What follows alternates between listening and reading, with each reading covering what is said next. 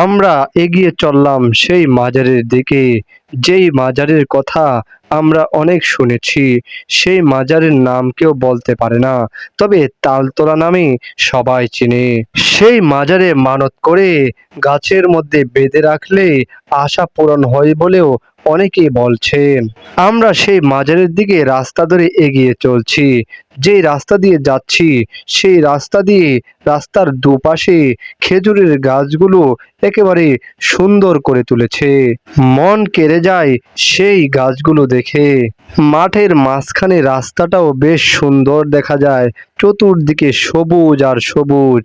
আমরা যে রাস্তা দিয়ে মাজারের দিকে যাচ্ছি সেই রাস্তাটি খুবই আকর্ষণীয় করে তুলেছে দুপাশের খেজুরের গাছ। আমরা এই গ্রামীণ পরিবেশ দেখে খুবই মোহিত হয়েছি। শীতের মৌসুমে এই খেজুরের গাছ থেকে খেজুরের রস খাওয়া যায়। কথা বলতে বলতে প্রায় চলে এসেছি সেই মাজারের দিকে। আমরা পাকা রাস্তা পেরিয়ে এখন ইটের রাস্তা দিয়ে এগিয়ে যাচ্ছি সেই নাম না জানা মাজারের দিকে। কাঁচা রাস্তাটা তেমন ভালো না হলেও আমরা এগিয়ে যাচ্ছি। মাজারের দিকে এগিয়ে যেতে রাস্তার দুপাশে তাল গাছ চোখে পড়ল। কি কারণে তালতলার নাম হলো সে সম্পর্কেও আমরা আপনাদেরকে জানাবো। আমরা পৌঁছে গেছি সেই তালতলা নামের নাম না জানা মাজারে। মাজারে ঢুকতেই দেখতে পেলাম তেমন মানুষ আনাগোনা নেই বললেই চলে। আমাদের চোখে পড়ল এক ভক্তের। সেই ভক্ত নিজ পরিবার নিয়ে এসেছেন শিশু সন্তান সহ এই মাজারে, এবং ভিতরে যেন কি একটা করছেন। কিছুক্ষণ পর সেই ভক্ত বের হয়ে চলে গেলেন। আরেকজন ভিতরে আরামসে ঘুমাচ্ছেন। আরেকটু সামনে এগোতেই দেখতে পেলাম একটি ঘর।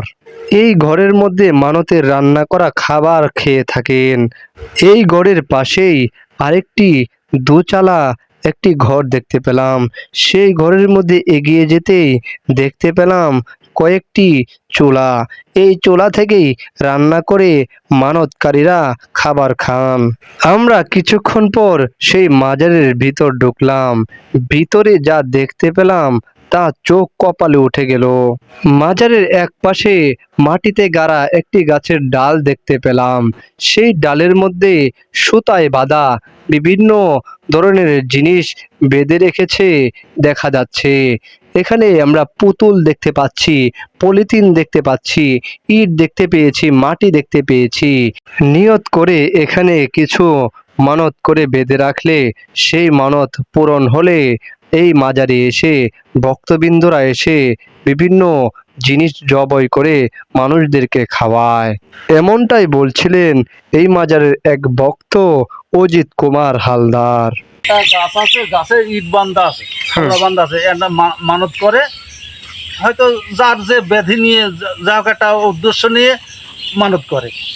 ওই মানত যখন ফল পায় তখন এসে এখানে কুকুরই হোক ছাগলই হোক রেঞ্জে মানত দিয়ে ওই ইটটা খুলে পানিতে দিয়ে। আমরা এই মাজারের ভিতরে আরো দেখতে পেলাম লাল কাপড় দিয়ে মাজার পুরোটা ডেকে রাখা হয়েছে। পাশেই দেখতে পেলাম খাবার দাবারের পাত্র। তবে আশ্চর্য বিষয় হলো এই মাজার সম্পর্কে এবং মাজারের ভিতরে যিনার মরদেহ আছে তার নাম কেউ বলতে পারলেন না। উনি যে মারা গেছে ফকির বা সাধু, তার মানে ওনার নাম জানেন? ওনার নাম বলতে পারবো না। তার মানে আমার বয়স 70-75 হয়ে গেল, আমার বাবার মুখও আমি শুনিনি যে এই নাম। তবে মাজারের নাম কেউ না জানলেও তালতলা নামে এই মাজারকে সবাই চিনে। তালতলার নাম কিভাবে হলো সে সম্পর্কে এই ভক্ত যা বললেন। তাল ছিল, মানে পার দিকে একটা তাল গাছ, মাথার দিকে একটা তাল গাছ। ওরাও খুব জিজ্ঞাসা করেছে, তারাও বলতে পারেনি। ওই আমরা প্রত্যেকটা পড়েই শুনছি ওই তালতলা। তালতলা, হ্যাঁ তালতলা। এই মাজারে মুসলমান ছাড়াও হিন্দুরাও মানত করে থাকেন। এই মাজারের আরেকটি আশ্চর্যজনক বিষয় হলো এই মাজার মুসলমানদের হলেও কোনো গরু জবা হয় না অথবা কেউ গরু মানত করে না বলেও জানান এই ভক্ত। এখানে রাঁধলে রেন্ডি কিন্তু করে একটা খেয়ে আশ্চর্য তো, এখানে তো গরু জবাই হয় না উনি বললো, কারণটা কি? এই কারণটা কি? এটা কি আপনারা জানেন? এখন কারণ না, অনেক সময় হইতে পারে যে এখানে আশেপাশে, যারা ফকিরি মতের চলাফেরা করে এরা দেখবো গরু গোশত খায়। না অনেক সময় আছে ধরেন হিন্দু যারা, হিন্দুরা অনেক সময়, আপনারা তো গরু জবাই করেন না সাধারণত, তো হয়তো আপনাদের জন্য হয়তো নিষেধ কিনা এমন হতে পারে। না, এমন এমন তো হতে পারে, হয়তো হিন্দুরা না খাক, মুসলমান তারা তো করতে পারে। ও, ওদের জন্য হয়তো, আপনাদের জন্য হয়তো করে না এমন হয়তো না পারে। না না, তা না না না, এমনি হয়তো কি জন্য হয় গরু জবাই করে না, মুসলমানরাও করে না, গরু গোশে কেন আনে না। ও, এখানে নিয়মে এমন যে কেউ গরু জবাই করতে পারবে না এমন নাকি? তাও না, কারো বলা লাগে না, আনে। ভিডিওটি ভালো লাগলে সবাই কমেন্ট করে জানিয়ে দিতে পারেন কমেন্ট বক্সে। আরো ভালো ভালো ভিডিও পেতে সততা মিডিয়া 11 এর ফেসবুক পেজ এবং ইউটিউবের সাথেই থাকুন।